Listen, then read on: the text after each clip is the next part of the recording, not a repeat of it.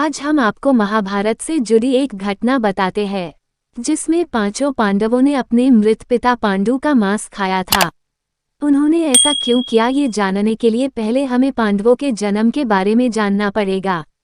पांडु के 5 पुत्र युधिष्ठिर, भीम, अर्जुन, नकुल और सहदेव थे। इनमें से युधिष्ठिर, भीम और अर्जुन की माता कुंती तथा नकुल और सहदेव की माता माद्री थी।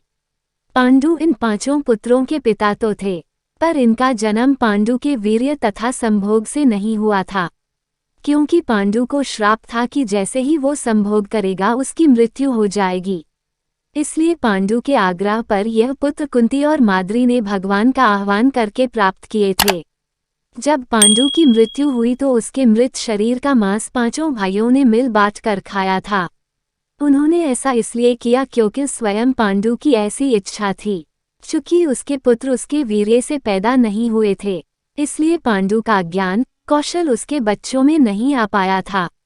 इसलिए उसने अपनी मृत्यु पूर्व ऐसा वरदान मांगा था कि उसके बच्चे उसकी मृत्यु के पश्चात उसके शरीर का मांस मिल बांट कर खा ले, ताकि उसका ज्ञान बच्चों में स्थानांतरित हो जाए। पांडवों द्वारा पिता का मांस खाने के संबंध में 2 मान्यता प्रचलित है।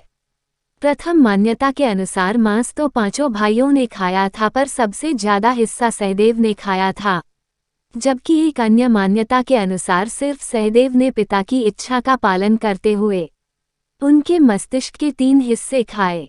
पहले टुकड़े को खाते ही सहदेव को इतिहास का ज्ञान हुआ, दूसरे टुकड़े को खाने पे वर्तमान का और तीसरे टुकड़े को खाते ही भविष्य का।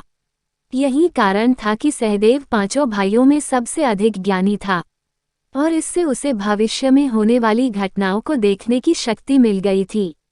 शास्त्रों के अनुसार श्री कृष्ण के अलावा वो एकमात्र शख्स सहदेव ही था, जिसे भविष्य में होने वाले महाभारत के युद्ध के बारे में संपूर्ण बातें पता थी।